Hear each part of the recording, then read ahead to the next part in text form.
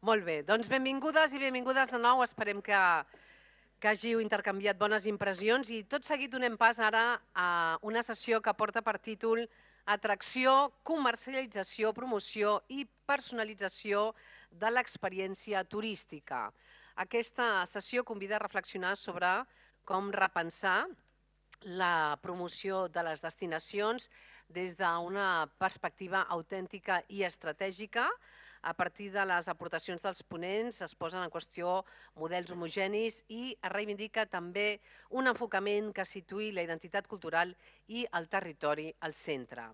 Al mateix temps s'explora el paper de les dades i també de la tecnologia com a eines clau per avançar cap a destinacions intel·ligents, millor informades, més eficients i preparades per afrontar els reptes de futur.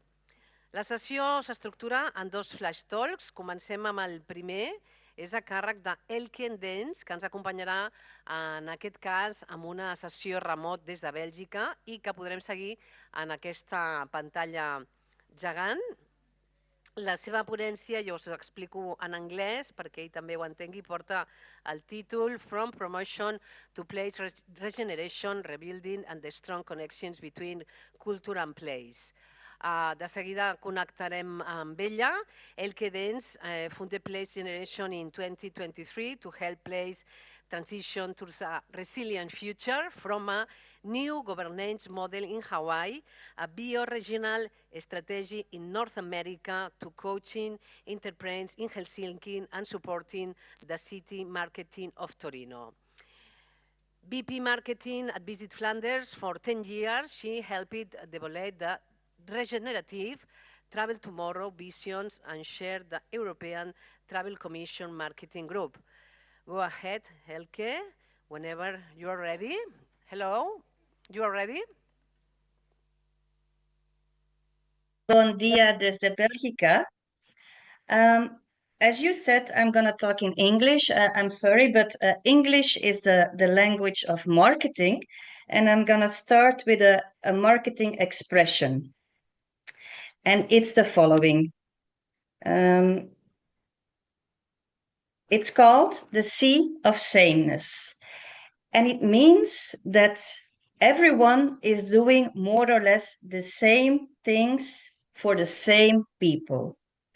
And I think thanks to tourism promotions, many places are drowning or are swimming in this sea. So I think they are following the same market trends. They are offering the same tourism experiences. And you see it everywhere. When you open Instagram, you see the same kind of happy pictures. When you see images, or when you read the ChatGPT language, it all looks the same. And I think it's a paradox, because I think we are spending many euros on destination promotions because we all want to become more attractive. We want to become unique as a city or as a region, but the opposite happens. I think places are becoming more and more the same, more and more generic. And generic, ladies and gentlemen, I think it is the kiss of death. And I think it becomes even worse because in tourism, we like to spend time in our own bubble. We like to hang out with tourism people because these are usually very nice people, and I'm one of them. But it's also dangerous because we are talking in our own echo chamber, and we should actually step out of the bubble and talk to the people who live in the places that we are representing, the places that we are promoting. And so really try to understand who is the person who lives here in the place that we visit. And this is why I think I'm going to restart, and I'm going to say, let's not look at from promotion to place, but let's start from place and then look at promotion. And I think this is what a regenerative design does. It starts with place. It starts with you, where you are. It works with place, and it gathers people around a place, people who live there, people who visit, people who work, the temporarily people who are in this place. But you don't start from tourism. You don't assume that tourism is good for this place. You don't call places destinations, but you start from the identity of your place, and then you look at how visitors can help to make it flourishing, to make it thrive. And so I think for a regenerative design, if we want to do this in a good way, we need to engage with the host community, the people who live there, the people who really understand a place in the past, in the present, but also for the future. What is our wish for this place? And then create that place narrative and develop the practices and then learn, feedback, mature, and do it better. And luckily, and I have an example here, more and more tourism boards are listening to the people who live there. And so this is an assignment that we've done for Destination Canada. And they say we want here in the Juan de Fuca, this is a sea strait. It is a red dotted line that you see on the screen there. And it is between the US and Canada. There's not many tourists yet, but we want to investigate. We want to research if it has tourism potential, but it needs to start with enriching the life of the local people. And this is good. You know, if we start there, I think this is really a good design. And in the beginning, we were afraid because this was the time when Trump said he wanted to annexate Canada. This is the moment when he started the tariffs. The economy of Canada was afraid and everything. But it really didn't matter so much because we discovered when we listened that the place and its potential, it was there. And it was there by the people who lived. No matter if it was US or Canada, there have been people living there for 10,000 years, the indigenous people, and they know so much about this place. They also know that it's the same ecology in US and Canada. Ecology has no borders. Climate change has no borders. So they are all in the same feeling, sense of place, and they know what is important. So we really found out that whatever it is that tourism does, it needs to take care of the well-being of the Salish Sea. It needs to protect the salmon, etc., etc. So it was not so difficult as we thought in the beginning. And so we made a plan, and it was a lot about green and blue infrastructure. It was about connecting. It was about educational centers, because they say visitors can come, but they need to learn where they can go. They need to understand how we live, because it's quite rough there and sometimes very dangerous. So we need to work a lot and invest a lot in education, and all these other things started to shift. New KPIs about biodiversity, well-being, new funding facilities from bioregional funds, new visitors, etc., etc. Another example, and it's from another city in Europe, because, you know, it's safer for me to not talk about Barcelona or any place in Catalonia where you might live. So I'll take Helsinki as an example. So here we started from a place identity research. And place identity, it's not about the Eiffel Tower, it's not about your tourism assets, it's really a blueprint about what makes a city unique. So it is about your economy, your environment, your culture, your people, and all these aspects. So this research then can result in what we call the DNA code. And it's a combination of assets and attributes, so that things that people really think are important and are those things that make them really unique. Then if we break them down into 4 things, you'll see that what makes Helsinki Helsinki is a few things that we expect, like nature, of course, because it's an archipelago city. It is a city, so it has the urban fabric, but it also has a lot to tell about social sustainability. It is a very equal society. When I am in a meeting there, always someone asks me, and what is your opinion? And they ask every person in the room. So this equality is really part of the way that they live, that they work, that they also spend their leisure time. And design has been very influential in the past, in the present, and in the future.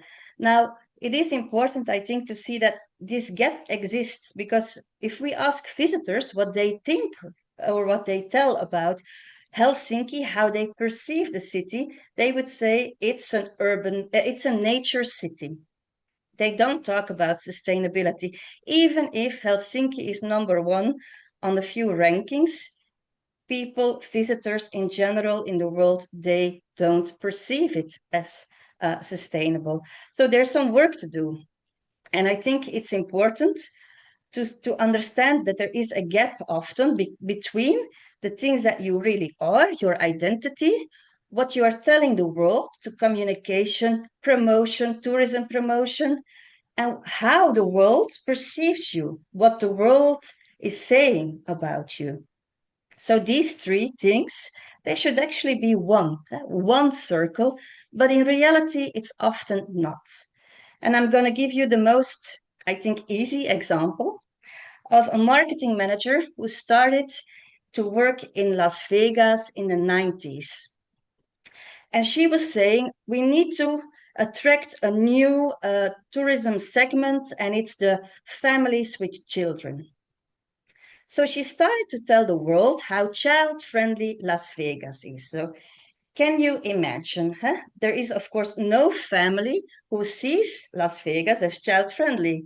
There's no mother like me who's saying, hey, honey, let's take the kids and spend the weekend in Las Vegas, do some gambling, have some nightlife, and maybe we go to a theme park.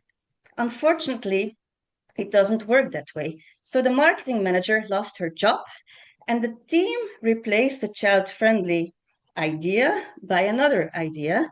And I'm sure that you still know what happens in Las Vegas stays in Las Vegas, of course. So that's an example to show how important it is that you really stay close to who you are. And so our recommendations for Helsinki were the same, like if you are, if you really care and appreciate the design and your cultural life that much, you need to show the people, and you need to show how sustainability is also part of the daily life, because you take it for granted.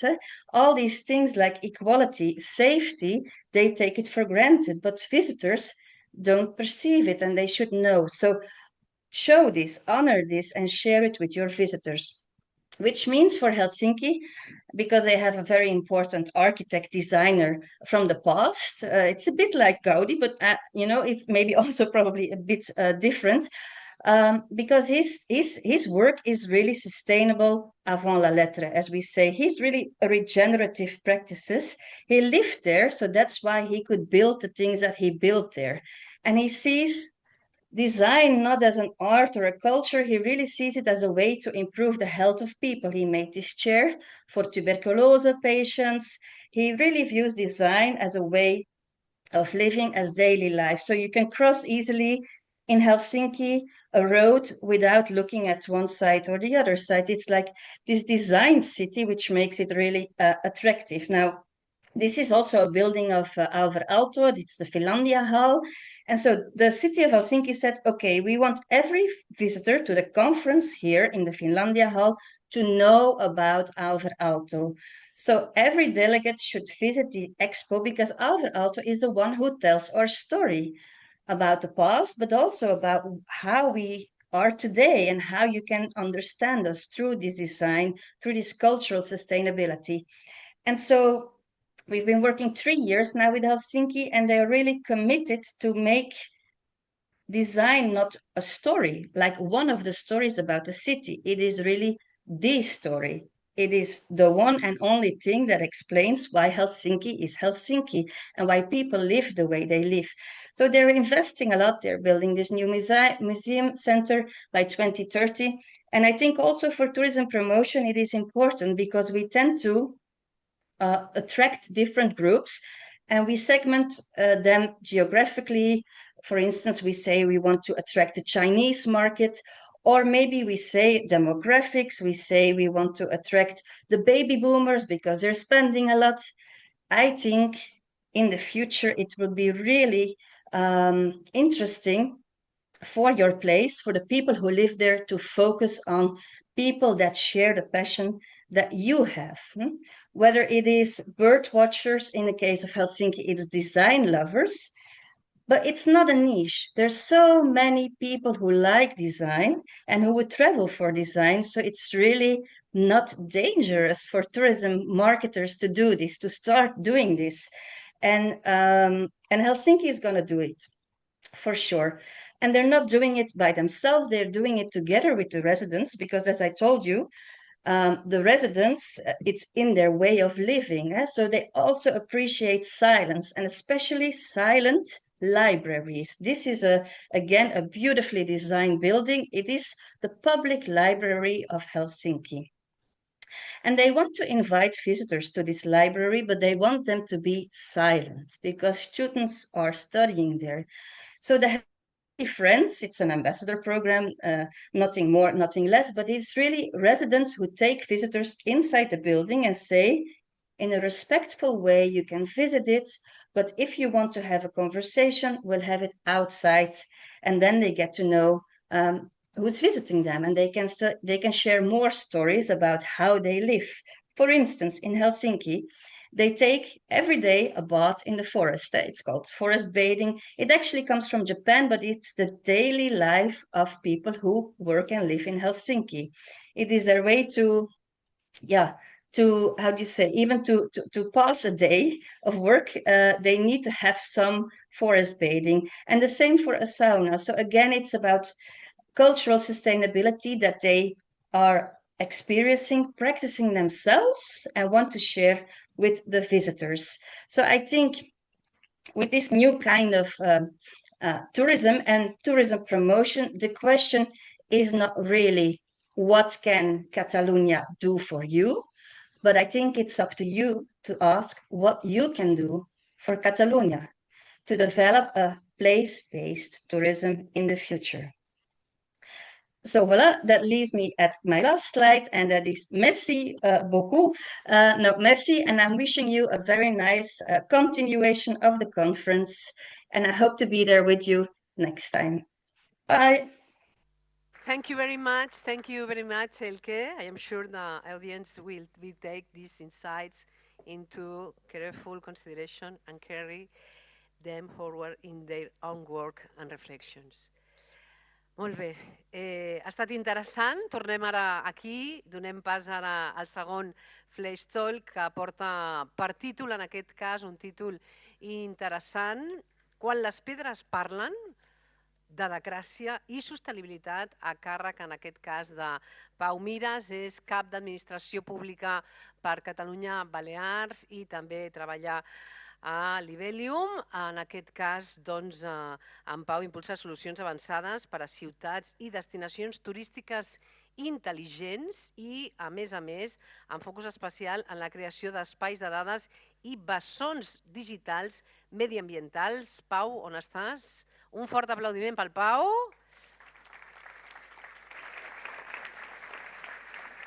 Tens 10 minuts i sí que demano a tothom que respecti el temps que li toca, perquè anem amb 10 minuts de retard de tot. Segur que ens posem al dia. Endavant, Gràcies, Chantal. Gràcies. Fins ara.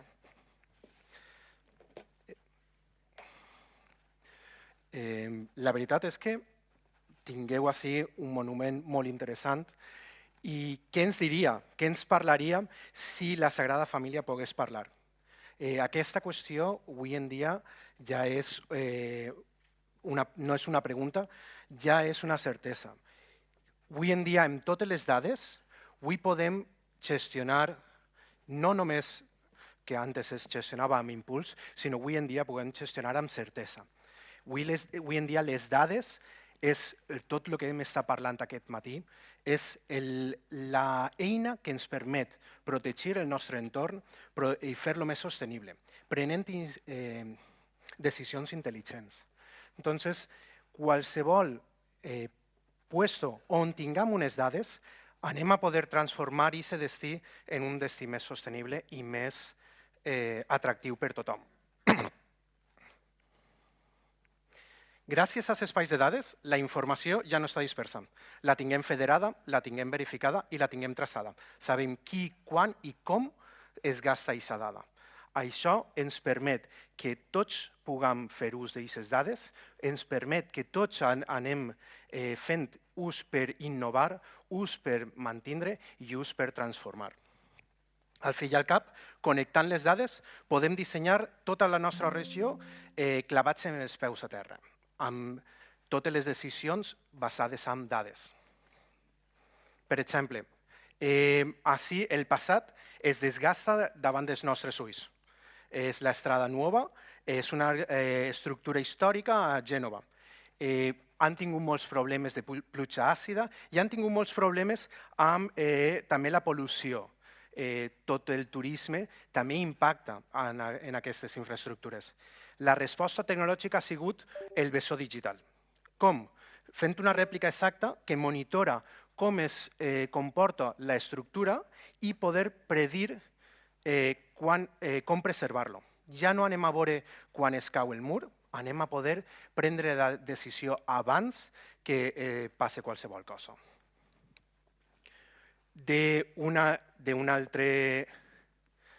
Així tinguem un altre patrimoni de la UNESCO. És un palau a València que anem a unir el luxe hoteler amb el patrimoni. Al fi i al cap anem a gastar una tecnologia invisible que és monitorant l'ambient del propi hotel.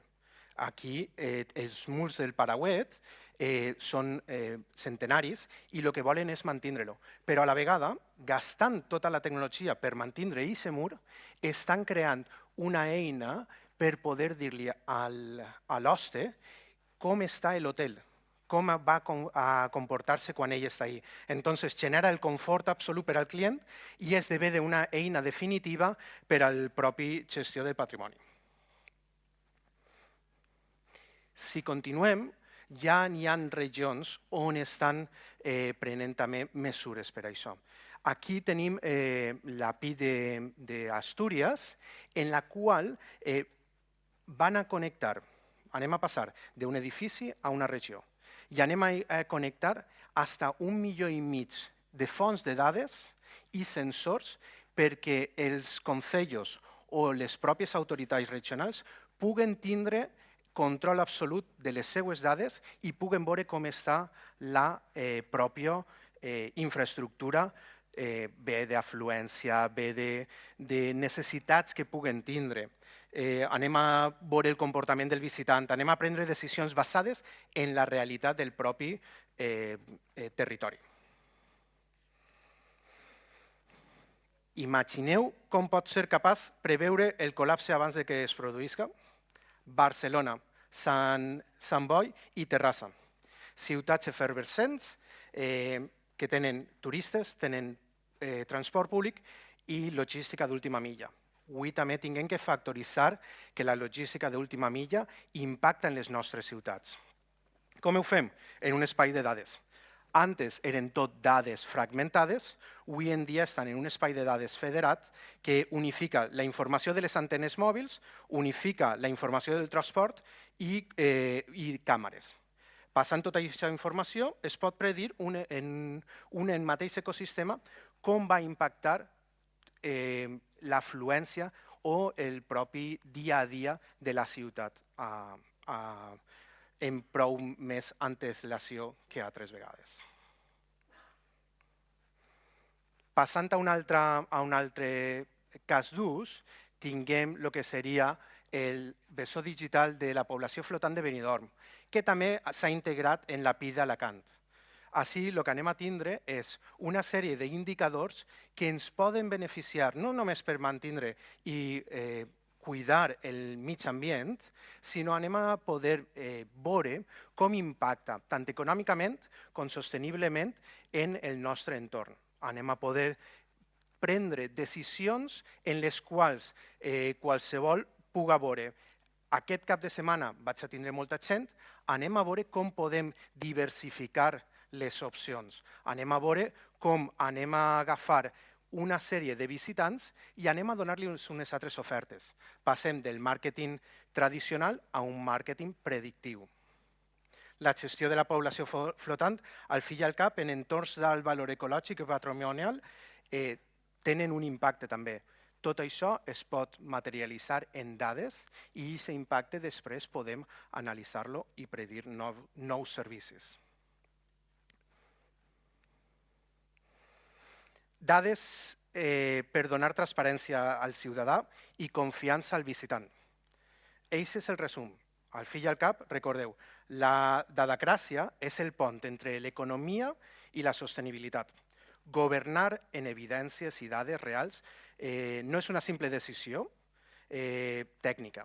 Al fi i al cap, és una obligació ètica per garantir el negoci turístic i el futur de la nostra regió avancen junts. Gràcies.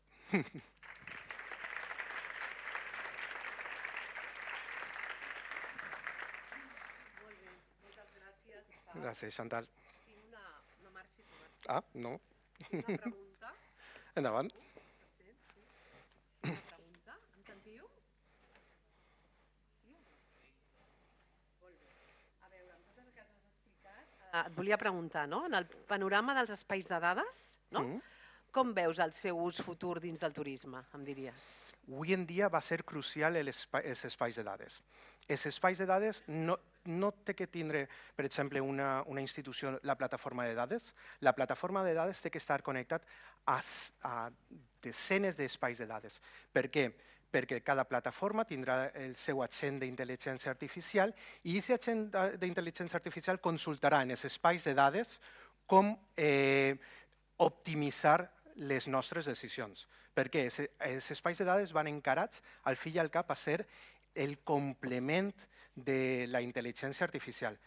Capacitant, tindrem la dada federada, tindrem la dada traçada i verificada per saber quan, com i qui gasta les nostres dades i la intel·ligència artificial el que farà serà un ús automàtic de tota aquesta informació que captem.